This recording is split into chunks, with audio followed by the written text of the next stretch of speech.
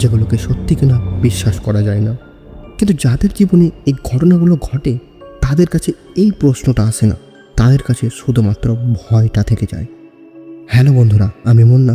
তোমরা জানো এই চ্যানেলে ঠিক কী ধরনের ভিডিও আসে বা কী ধরনের ভিডিও আমি বানাই, কিন্তু আজ আমি এক নতুন একটু অন্যরকম কাহিনী শোনাবো। কিন্তু এটাকে ঠিক কাহিনী বলা ঠিক হবে না, এটাকে তোমরা একটা ঘটনা বলতে পারো। আর এই ঘটনাটা কোনো বইয়ের গল্প নয়, কোনো সিনেমার নয়। ঘটনাটা ঘটেছিল আমারই এক বন্ধু, নাম দেবদাস মাইতি, তার দাদার বউয়ের মাসির ছেলের সাথে। আর এই ঘটনাটা যার সাথে ঘটেছিল তার নাম রাহুল। তো চলো এবার ঘটনায় যাওয়া যাক। সালটা ওই অনুমানিক 1996। গ্রামটার নাম ইটকুড়ি গ্রাম, ওয়েস্ট বেঙ্গল, বীরভূম। গ্রামটা খুব বড় না, তাই সেই গ্রামের মোটামুটি সবাইকেই চিনত। আর সেই গ্রামের মধ্যেই রাহুলের পরিবার থাকতো। রাহুলের পরিবারে মোট 4 জন লোক: রাহুলের বাবা, রাহুলের মা এবং তার ছোট্ট ভাই। রাহুল বিএ পর্যন্ত পড়াশোনা করেছিল, যাকে এক কথায় গ্র্যাজুয়েশন বলে। সে গ্র্যাজুয়েশন কমপ্লিট করে একটা ফাইন্যান্স কোম্পানিতে কাজে লেগেছিল। রাহুল খুব সাধারণ জীবনযাপন করত। সকালে কাজ, সন্ধ্যে বন্ধুদের সাথে আড্ডা, এই ছিল তার রুটিন। কিন্তু তোমরা একটা জিনিস দেখবে, যে কোনো ভয়ঙ্কর ঘটনাগুলো এরকম সাধারণ দিনের মধ্যেই ঘটে। সেরকম সেই দিনটাও রাহুলের জীবনে একটা সাধারণ দিনই ছিল, কিন্তু সেই সাধারণ দিনটায় তার জীবনে ছিল একটা ভয়ঙ্কর দিন, যেটা সে জানতোই না। সেদিন রাত প্রায় 8টা। রাহুল বাড়ি থেকে বেরোয়, মাকে বলে, মা আমি একটু বন্ধুর বাড়ি যাচ্ছি, বেশি দেরি করবো না, তাড়াতাড়ি চলে আসবো। ও হ্যাঁ, এখানে আমার আর একটা কথা বলা হয়নি, রাহুলের বন্ধুর নাম হচ্ছে অরবিন্দ। তারা একসাথেই একই ফাইন্যান্স কোম্পানিতে কাজ করতো। রাহুলের বাড়ি থেকে তার বন্ধু অরবিন্দর বাড়িটা খুব বেশি দূর না, ওই প্রায় 2 মিনিট হাঁটা পথ। কিন্তু তার বন্ধুর বাড়ি যেতে গেলে জঙ্গলের পাশে থাকা রাস্তা দিয়ে হেঁটে যেতে হয়। রাহুল বাড়ি থেকে বেরোয় এবং বন্ধুর বাড়ির উদ্দেশ্যে হাঁটতে লাগে। কিন্তু সেদিন সে না বন্ধুর বাড়ি পৌঁছেছিল আর না নিজের বাড়ি ফিরেছিল। রাত 8টা থেকে 10টা, 10টা থেকে 11টা আর 11টা থেকে 1টা রাহুল বাড়ি ফিরল না। রাহুলের মা বাবা ভেবেছিল হয়তো রাত বেশি হয়ে গিয়েছিল, তাই সে বন্ধুর বাড়িতেই রাতটা থেকে গেছে। পরের দিন সকাল হলো, তবুও রাহুল বাড়ি ফিরল না। রাহুলের কোনো খোঁজ নেই। রাহুলের মা বাবা পুলিশে খবর দেয়, পুলিশ তদন্ত শুরু করে। কিন্তু আশ্চর্য বিষয়, পুলিশ রাহুলের নিখোঁজ হওয়ার পেছনে কোনো খবরই খুঁজে পায় না। না ঝগড়া, না শত্রু, না প্রেম ঘটিত ঘটনা। তাহলে রাহুল গেল তো গেল কোথায়? মনে হচ্ছে সে যেন হঠাৎ করে এই পৃথিবী থেকেই মুছে গেছে। তবে পুলিশ একটা তথ্য খুঁজে পেয়েছিল। শেষবার রাহুলকে দেখা গিয়েছিল গ্রামের শেষ প্রান্তে জঙ্গলের ভেতরের দিকে যেতে। এই জঙ্গলটা নিয়ে গ্রামের লোকজন ফিস করে নানান কথা বলে। কেউ জোরে কিছু বলে না, লোকজন শুধু বলে রাত হলে জঙ্গলের দিকে যেতে নেই। কিন্তু কেন যেতে নেই কেউ পরিষ্কার করে বলে না। পুলিশ দিনের পর দিন জঙ্গলে খোঁজ চালায়। মানে পুলিশ এটাই দেখতে চাইছিল যে রাহুলকে কোনো জঙ্গলি পশুতে আক্রমণ করেছিল কিনা। কিন্তু পুলিশ কোনো কিছুই খুঁজে পায় না। না কোনো জামা, না কোনো জুতো, আর না কোনো দেহ, কিছুই খুঁজে পাওয়া যায় না। এইভাবেই প্রায় 10 দিন কেটে যায়। 11 নম্বর দিন রাত প্রায় 2টো হঠাৎ রাহুলের বাড়ির দরজায় ধীরে ধীরে ঠোকা পড়ে। রাহুলের ছোট ভাই তখন রাতে ঘুমায়নি, ছোট ছেলেটা যেমন করে আর কি। রাহুলের ভাই তার মাকে বলে, মামা দরজায় কেউ ঠোকা দিচ্ছে। রাহুলের মাও ভালো করে শোনে, সেও এই শব্দটা শুনতে পায়। রাহুলের মা ভাবে এত রাতে কে দরজায় ঠোকা দিচ্ছে। রাহুলের মা রাহুলের বাবাকে ডাকে এবং রাহুলের মা দরজা খোলে। এবং দরজা খুলে সে যা দেখে, সেই দৃশ্য তার জীবন থেকে কখনো মুছে যাওয়ার নয়। সে দেখে 10 দিন পর রাহুল দরজার সামনে দাঁড়িয়ে আছে, জামা কাপড় পরিষ্কার, শরীরে কোনো আঘাতের চিহ্ন নেই। কিন্তু তার চোখে কোনো অনুভূতি নেই। যেন মনে হচ্ছে সে তাকাচ্ছে না, যেন তার চোখ দিয়ে সে অন্য কাউকে দেখছে। রাহুল ঘরের ভেতরে ঢুকে চুপচাপ, সে কাউকে কথা বলে না, না কোনো দিকে তাকায়। এরপর থেকে সে দিনের পর দিন ঘরে এক কোণে বসে থাকে, না কাউকে কোনো কথা বলে আর না কোনো দিকে তাকায়। তার মা বাবা তার এই অবস্থা দেখে তাকে ডাক্তারের কাছে নিয়ে যায়। ডাক্তার তাকে দেখে, পরীক্ষা করে, অনেক রিপোর্ট করতে বলে। কিন্তু সব রিপোর্ট একটাই কথা বলে, সে সম্পূর্ণ সুস্থ। এটা কিভাবে সম্ভব? যদি সে সুস্থই হবে তাহলে সে স্বাভাবিকের মতো কেন আচরণ করছে না? এইভাবে দিন চলতে থাকে এবং তারা তাকে বারবার ডাক্তার দেখায়, কিন্তু সবশেষে ডাক্তার একটাই কথা বলে, সে সম্পূর্ণ সুস্থ, তার মধ্যে কোনো রোগ নেই। একদিন রাহুলের মা বাবা দেখে যে সে হঠাৎ করে উঠে বসছে এবং ফিস ফিস করে কি যেন বলছে। রাহুলের মা বাবা তার কথাগুলো ভালো করে শোনার চেষ্টা করে এবং তারা শুনতে পায় যে রাহুল ফিস ফিস করে কি বলছে। রাহুল বলছে, আলো নেভাও, ওরা দেখতে পায়। এরপর থেকে রাহুল প্রতিদিন এরকম ভাবে রাতের বেলায় হঠাৎ করে উঠে বসে এই একই কথা বলে, কিন্তু ওরা কারা এই প্রশ্নটার উত্তর সে দেয় না। একদিন তার মা একটা খাতা আর কলম তার কাছে রেখে দেয়। কিছুক্ষণ পর তার মা ও বাবা দেখে রাহুল সেই খাতায় কিছু লিখছে। তার মা ও বাবা সেই খাতাটা দেখে, কিন্তু সেই খাতার মধ্যে শুধু একটাই কথা লেখা ছিল, ওরা মানুষ না। এই লাইনটা পড়ার পর ঘরের বাতাস যেন ভারী হয়ে যাচ্ছিল।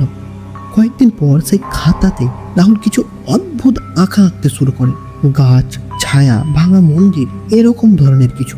কিন্তু তার মা বাবা এই সব দেখে তো কিছুই বুঝতে পারে না। ওই খাতাটা নিয়ে রাহুলের মা বাবা গ্রামের কিছু মানুষকে দেখায়। একজন বৃদ্ধ মানুষ সে আঁকাটা দেখে বলে, এই জায়গাটা আমি ছোটবেলায় দেখেছি। এবং সে বৃদ্ধ মানুষটা বলে, এই জঙ্গলের ভেতরে একসময় তন্ত্র সাধনের জায়গা ছিল। আর এই কথাটা রাহুলও শুনতে পায়। তখন রাহুল ধীরে ধীরে বলে, ওখানে সময় এক না, একবার কেউ ঢুকলে আর কোনোদিনও বেরোতে পারবে না, সব বদলে যাবে। এই সমস্ত ঘটনাগুলোর পর গ্রামের মানুষ রাহুলের মা বাবাকে বলে তাকে কোনো তান্ত্রিক দেখাতে। প্রথমে রাহুলের মা বাবা গ্রামের লোকজনের কথাগুলো বিশ্বাস করেনি এবং তান্ত্রিকও দেখাতে চায়নি। যেহেতু তান্ত্রিক দেখাবো, তারপরে তান্ত্রিক মশাই কি না কি করে দেবে, তখন আবার হিট করতে বিপরীত হয়ে যাবে।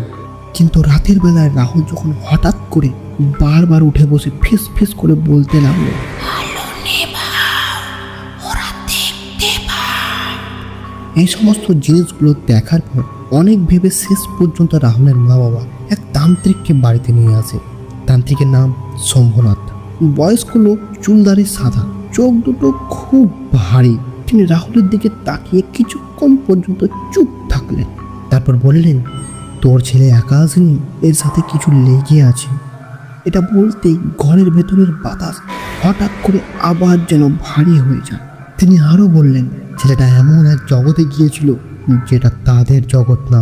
ওখানে সময় আলাদা, আর যারা ওখান থেকে ফিরে আসে তারা পুরো মানুষ থাকে না।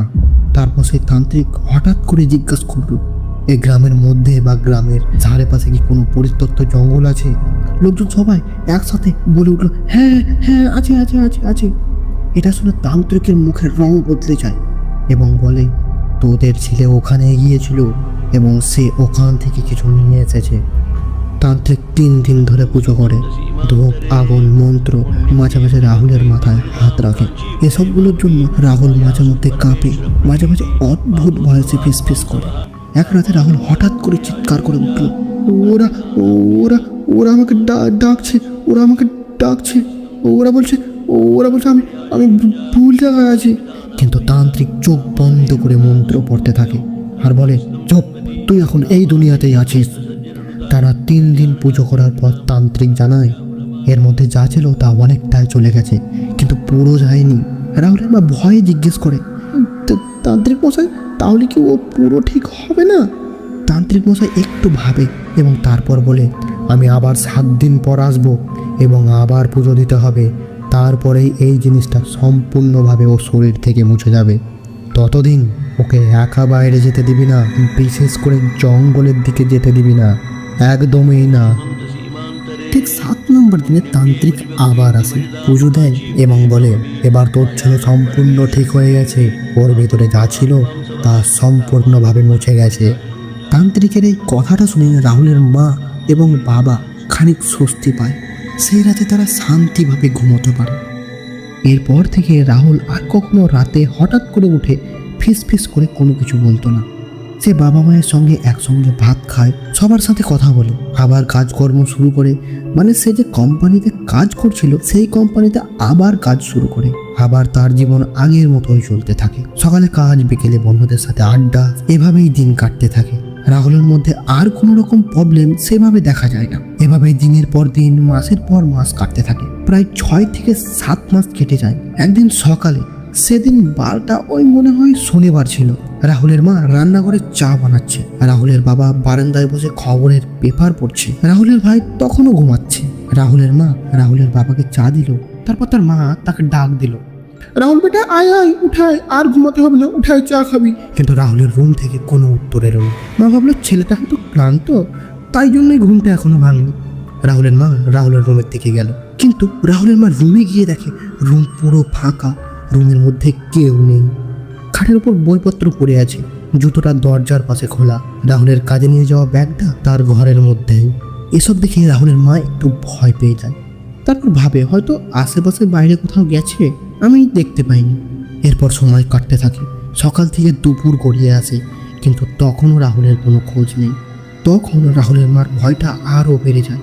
রাহুলের মা গ্রামের লোকজনকে বলে, রাহুলকে আজ সকাল থেকে আবার পাওয়া যাচ্ছে না, তোমরা একটু খুঁজে দেখো না।